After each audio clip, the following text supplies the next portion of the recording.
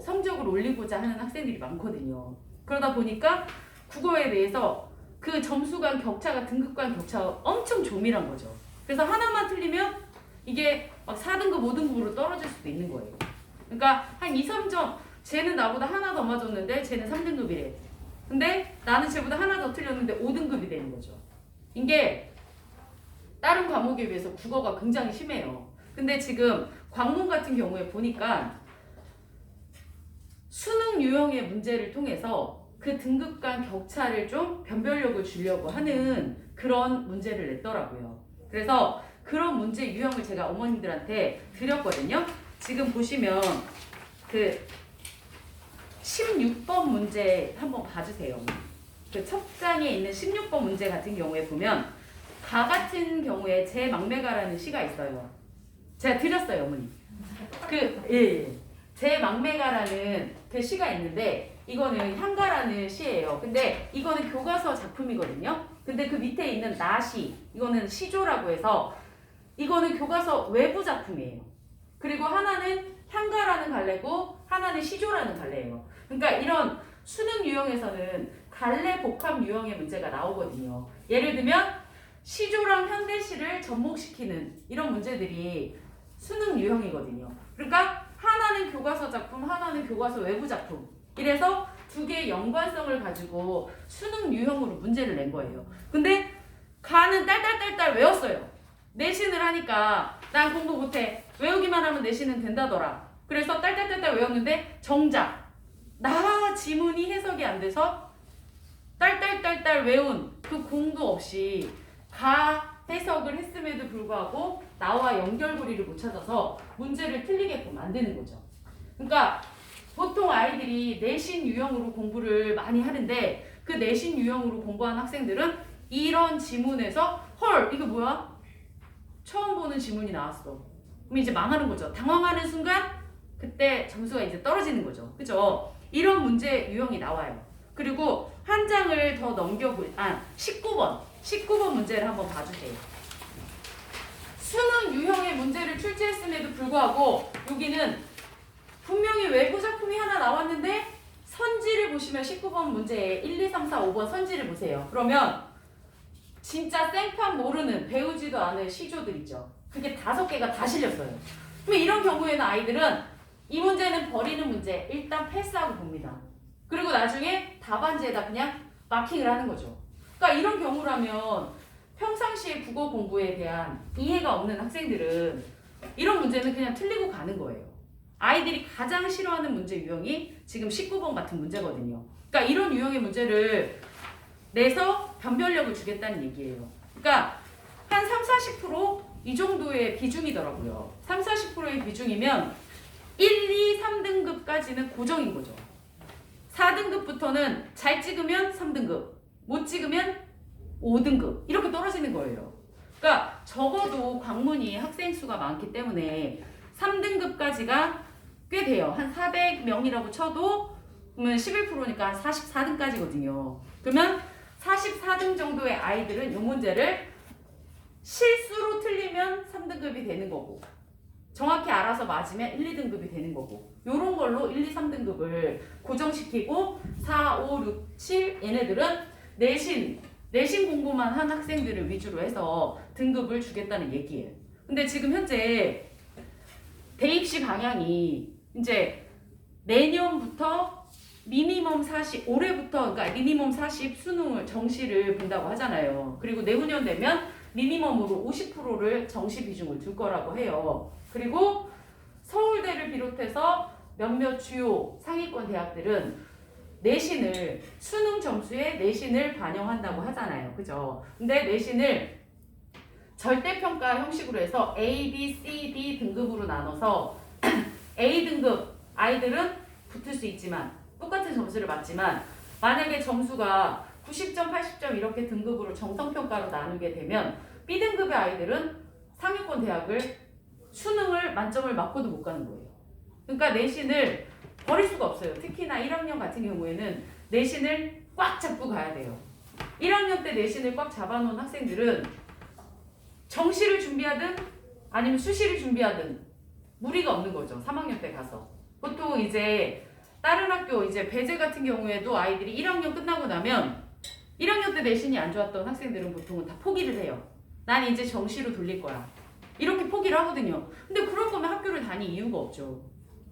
정시를 학교 다니면서 정시 준비하는 게 편해요? 아니잖아요. 그죠? 학교를 다니고 있으면 내신을 끝까지 붙잡고 가는 게 맞아요.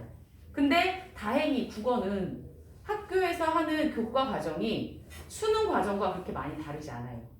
1학년 때는 문학, 비문학, 문법, 화작을 골고루 중간기말, 중간기말에 1년 내내 보거든요. 그러니까 그것만 제대로 페이스를 따라가면 내신도 잡을 수 있고 수능도 기본적으로 베이스가 깔려요. 그리고 나서 3학년 때 가서 수능에 이제 올인을 하는 거죠. 이렇게 하면은 내신 안 나와서 포기하고 정시로만 가겠다 이런 생각은 안 하실 것 같아요. 그러니까 1학년 때 지금 이거 보는 것처럼 다행히 입시 방향과 맞춰서 광문고가 2018년도 그 출제 문제랑 2019, 20이 달라졌더라고요.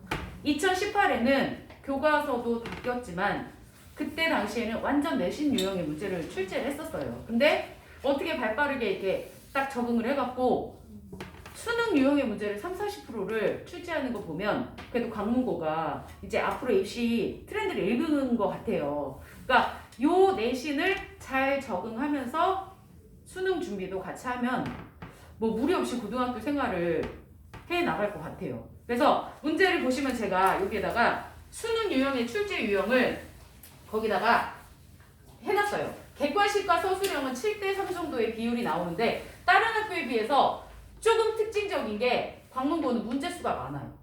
문제수가 많기 때문에 시간이 부족한 학생들이 있을 수가 있어요. 그러니까 공부를 많이 해서 내신 교과에 나오는 작품을 이제 통으로 이렇게 잘 이해를 했던 학생들은 지문을 읽지 않을 거예요. 제시문을. 그러니까 시간이 남아돌 건데 공부를 제대로 안 한 학생들은 시험 시간에 그 제시문을 읽을 거란 말이죠. 그렇게 되면은 34문제를 50분 만에 푸는 거는 이건 진짜 너무 부족한 거예요. 수능이 45문제에 80분이잖아요. 근데 34문제를 이거를 통으로 작품도 엄청 많은데 이거를 통으로 생짜로 읽고 문제를 풀려고 하면 시간이 반드시 부족할 거란 말이죠. 그리고 또 하나의 특징이 광문고의 특징이 서술형이 단답형 서술형이 없어요. 다 서술형 아니면 서답형이에요. 근데 보니까 서술형 문제 같은 경우에는 진짜 정확하게 개념을 이해하지 못한 학생들은 애매하게 쓸 수가 있어요. 그렇게 되면 선생님들은 거기서 감점을 주겠죠. 그죠? 그러면 정확한 이해가 필수라는 거예요, 어머님들. 그래서 내신 유형으로 공부하면 아이들이 아마 3등급을 올라가지 못할 것이다. 1, 2등급, 1등급, 상위 등급을 맡고 싶으면 평상시에 국어 공부를 내신 기간에만 딱 하는 것이 아니라 평상시 기본 베이스 깔 적에 잘 깔으셔야 될 것 같아요. 그러니까 아이들이 지금도 제가 고3을 가르치고 고2 이렇게 해보니까 배제 한영 같은 아이들은 기본 베이스를 탄탄하게 깔으려고 노력을 해요. 근데 아무래도 여기서 이 지역에서는 배제 한영이 대학을 제일 잘 보낸다고 생각을 하니까 그런 식으로 배제 한영 아이들은 벌써 마음속에 수능 베이스를 깔아야 되겠다는 생각이 있나 봐요. 근데 나머지 강동, 강일, 그리고 광문 이런 학생들은 나는 무조건 내신으로만 갈 거야. 이 내신으로만 갈 거야, 수시로만 갈 거야 이 생각을 머리에 넣나 봐요. 그래서 정시로는 우리 학교에서는 대학 못 간대. 선생님들도 정시 준비하지 말래. 강일, 강동은 이렇더라고요. 근데 광문은 상위권 아이들은 많이 바뀌었어요. 작년에 아이들이 좀 이제 좀 수준 높은 아이들이 많이 들어왔나 봐요. 새로 단지가 형성되면서. 그래서 외부 지역 아이들이 이제 이쪽으로 들어오면서 아이들이 좀 이제 많이 바뀐 것 같아요. 인식이. 근데 그럼에도 불구하고 아직까지도 나는 수시야. 이 생각을 머리에 넣는 순간 기본 베이스가 아니라 내신 기간에 딱 공부를 해서 달달달달달달 아이들 말대로 딸딸딸딸 외운대요. 그러고 나면 딱 시험 끝나고 나면 그 다음에는 몰라요. 다 까먹어요. 그러니까 이런 식의 공부를 하게 되면 절대 상등급 이상은 올라갈 수 없을 것 같아요. 그러니까 평상시에 광문도 마찬가지로 어차피 같이 가져가야 되는 거면 수능하고 내신하고 완전 다르지도 않은 별개가 아니거든요. 국어는 특히 그래요. 그렇기 때문에 평상시에 수업 시간에도 소설을 나가게 되면 소설에 대한 베이스를 저는 수업을 깔아요. 소설의 뭐 3대 요소가 무엇이냐, 구성의 3대 요소가 무엇이냐 이런 베이스부터 딱 깔고 그 다음에 수업을 나가거든요. 그러니까 그런 베이스를 깔 때 뭐야 저런 거는 내용 분석만 하면 되는 거 아니야? 이렇게 들어가게 되면 딱 그 내신 유형의 문제 한 60에서 70점 맥스로 맞아도 60에서 70점인 거죠. 그런 문제가 60, 70밖에 안 나오니까. 근데 거기에 전반적인 문학 작품, 비문학 작품, 문법에 대한 문제 이런 문제를 풀 적에는 이건 뭐야? 내신에서 안 배웠는데? 이렇게 되면 그때부터 이제 등급이 갈리는 거예요. 그러니까 아이들이 등급 갈리는 건 정말 순식간이에요.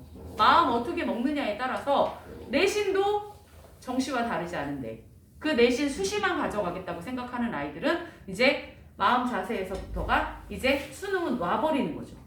이렇게 되면 힘들어요. 어차피 나중에 1학년 딱 지내보고 나면 4등급부터의 아이들은 벌써 수시 말고 정시로 돌릴 생각을 하거든요. 그럴 수밖에 없는 게 미니멈이 50인데 지금 이제 들어오는 아이들은 미니멈 50이잖아요. 정시가. 근데 그렇게 돼버리면 내신 포기, 아예 수시 포기하고 정시로 가겠다 이렇게 해버리면 아이들은 문제가 있는 거예요. 그럴 거면 학교를 안 다니는 게 낫죠. 학교 다니면 수행평가 해야지 뭐 해야지 챙겨야 될 게 얼마나 많은데 그렇잖아요. 그러니까 아이들이 어머님들도 생각을 입시 방향에 맞춰서 생각을 잘들 하셔야 될 것 같아요. 그래서 문제 유형을 철저히 분석하고 이게 수능 유형을 못하게 되면은 이거를 국어에서 고득점을 맞을 수 없겠구나. 그래서 그냥 탄탄한 고정적으로 1등급을 맞고 싶다면 100점을 노려야 될 것 같아요. 광문 같은 경우에도 너무 조밀한 등급 간 점수가 있기 때문에 100점을 노리면 탄탄하게 1등급을 맞겠죠. 그러니까 하나 정도 틀려도 1등급은 가능할 거예요. 그러니까 그런 식으로 정확하게 공부하는 방법을 배우기 위해서는 지금 사실 저는 예비 고1 학생들 저랑 이제 지금 수업을 하고 있는 학생들은 교과서에 나오는 작품, 소설 같은 경우에는 내신 기간에 하려면 작품이 너무 길어서 읽어도 안 넘어가는 거예요. 그래서 그런 작품들을 지금 예비 고1 선행 과정을 하면서 작품 전문을 매주 나갈 때 소설 전문, 현대소설 전문 한 편과 고전소설 전문 한 편씩을 세트로 해서 매주 과제로 내줬어요. 그래서 아이들은 교과서에 나오는 작품들을 미리 다 읽은 상황이에요. 그리고 교과서에서는 전문이 실려있지 않지만 저는 전문을 다 줬거든요. 핵심 정리 주고 그리고 거기 뒤에 핵심 문제까지 해서 미리 교과서에 나오는 작품을 다 읽힌 상황이에요. 그리고 거기에 한자어가 아이들이 엄청 안 되거든요. 아이들이 한자어 단어를 몰라요. 애들이 어저께도 이 두 개를 물어보더라고요. 애상이 뭐냐? 애상적이 뭐예요? 비애감이 뭐예요? 요거 두 개. 요거를 보는데 이쪽에서 하나는 약간은 쓸쓸한 고독감 쪽에 해당하고 하나는 진짜 슬픔에 해당하는 거거든요. 근데 거기에 이조년의 시조가 나왔어요. 이조년의 시조가 나왔는데 애상적, 가을밤의 애상이라는 거. 약간은 쓸쓸하고 고독하고 막 머리 심란하고 막 이런 게 나오거든요. 그래서 다정도 병인 양하여 잠 못 들어 하노라 이렇게 들어가면 이거는 막 슬픔 이런 거 이쪽은 아니거든요. 근데 아이들이 이 애상과 비의 차이를 몰라서 이게 뭐예요? 물어보고 이게 뭐예요? 이거랑 똑같은 거 아니에요? 라고 물어보는 거죠. 그러니까 이런 게 다 한자어인데 그래서 그 한자어도 지금 예비 고1 선행하는 아이들은 한자어도 매주 한자어, 사자성어 이렇게 해갖고서 매주 숙제를 내줬어요. 그리고 소설 전문하고 한자어랑은 매주 테스트를 했고요. 그러니까 이제 만약에 아이들이 지금 이제 들어오는 아이들이라면 그런 부분에 있어서 선행이 된 아이들에 비해서는 약간은 좀 부족하잖아요. 그러면 미리미리 당겨서 빨리빨리 그 아이들이 했던 만큼을 채워야죠. 그리고 나서 내신을 들어가는 것과 보지 않았던 걸 학교에 가서 바로 배우는 거. 특히나 요즘 같은 경우에 학교에서 수업이 거의 제대로 이루어지지 못하고 있잖아요. 그렇기 때문에 선생님들이 온라인으로 내주다 보니까 시험 범위만 엄청 많아지거든요. 그러다 보면 아이들은 그 시험 범위에 치여서 포기를 해요. 그러니까 그런 상황이 벌어지지 않도록 미리미리 이런 부분에 있어서는 한자어 이런 거에서 익숙해져야 되겠다. 중학교 과정과 고등학교 과정의 가장 큰 문제가 문제를 봤는데 선지에 나오는 단어가 이해가 안 돼서 그래서 문제를 해석을 못하는 거죠. 뭘 물어보는지 모르는 거예요. 그래서 문제를 나는 이 지문은 달달달달 외웠는데 문제를 못 풀어요. 요런 게 문제인 거죠. 그러니까 아이들이 얼른 고등학교 어휘에 익숙해져야 돼요. 그러니까 여태까지는 뭐 그냥 거센 소리 듣기 막 이렇게 배웠던 걸 요즘에는 이제 이거는 뭐 자음 축약 그리고 이거는 격음화 이런 식으로 한자어로 다 바꿔버리거든요. 거센 소리 되기는 순한 우리말이지만 격음화, 된 소리 되긴 순 우리말이지만 경음화 이렇게 가버리면 완전 다른 말이 되는 거예요. 얘네는 이게 같은 건지 모르는 거죠. 그러니까 어휘에 빨리 익숙해져야 되고 그리고 베이스 까는데 좀 심혈을 기울여야 될 것 같다. 1등급을 맞고 싶다면 네, 그런 식으로 가시면 될 것 같아요, 어머님들. 그래서 요거 기출 문제는 어머님들이 한번 쭉 살펴보시고요. 수업은 내신이 시작되면 한 6주 정도, 예전 같은 경우에 4주 정도 시험 대비를 했었는데 이제는 1학년은 아무래도 내신이 너무 중요하기 때문에 한 6주 정도를 해요. 그리고 마지막에 직전 대비 보충이라고 해서 총 하게 되면 한 7주 정도가 들어가거든요. 그렇게 하면은 무리 없이 지금 현재 진짜 등급이 안 나오는 아이가 있었는데 그 아이도 와서 등급이 이번에 그러니까 뭐 배제고가 광문고보다 시험이 쉬워요. 광문고가 더 어렵더라고요. 오히려 배제고 학생들은 다 남학생만 있어서 문학 같은 경우에서 쉽게 내도 어려워해요. 근데 광문고는 여학생들 있잖아요. 여학생들이 있다는 게 좋을 수도 있는데 나쁠 수도 있어요. 여학생들이 국어를 좀 잘해요. 그래서 남학생보다 완전 상위는 남학생들이 적지만 수학 때문에. 근데 국어 같은 경우에는 좀 탄탄히 안 잡아두면 여학생들한테 문학에서 밀릴 수가 있거든요. 그러니까 그런 베이스를 문학에서 밀리지 않도록 베이스를 잘 깔아주시는 게. 그래서 한 7주 정도 준비를 했는데 그 배제고 학생 같은 경우에는 진짜 6, 7등급에서 요번에 3개 틀렸거든요. 6, 7등급에서 그냥 1년 동안 전전하다가 제가 가르쳤던 학생인데 제가 사정이 생겨서 못 가르치다가 다시 왔어요. 근데 제가 가르쳤을 때 3등급이었는데 6등급이 돼서 왔더라고요. 그래갖고 다시 왔는데 요번에 기말고사 때 3개 틀렸거든요. 그러니까 그게 어려운 게 아니에요. 특히나 내신은 빨리 그 효과를 볼 수가 있죠. 수능은 사실 오래 걸려요. 수능은 기본적으로 6개월 이상이 걸린다고 보시면 되는데 빠른 아이가 6개월, 좀 느리면 베이스 까는 게 한 1년은 걸려요. 그래갖고 마음을 조급히 먹지 마시고 내신 같은 경우에는 효과를 빠르게 볼 수 있으니까 열심히 수업 그리고 지각 결석 안 하고 과제물 내주는 것만 잘하게 되면 적어도 기본 3등급 이상은, 근데 지금 3등급으로는 수시로 좋은 대학 가긴 힘들 것 같아요. 그러니까 수시로 대학을 노린다면 1등급을 맞게끔 공부를 하셔야 될 것 같아요. 그래서 그것에 맞춰서 저도 내신에 만전을 기해서 수업을 할 예정입니다. 어머님들 궁금한 점 있으시면 뭐 연락처도 다 있고 하니까 어머님들 연락 주세요. 어머니 추운데 고생 많으셨고요. 혹시 질문 있으신 분 있으신가요? 네. 혹시 죄송한데 오늘 밤에 잠깐 네네네네. 네네네. 짧게 좀 네네네. 이따가 예 상담실로. 그러면 예. 그럼 어머니도 고생 많으셨고요. 나머지 과목도 잘 듣고 가세요. 네. 그럼.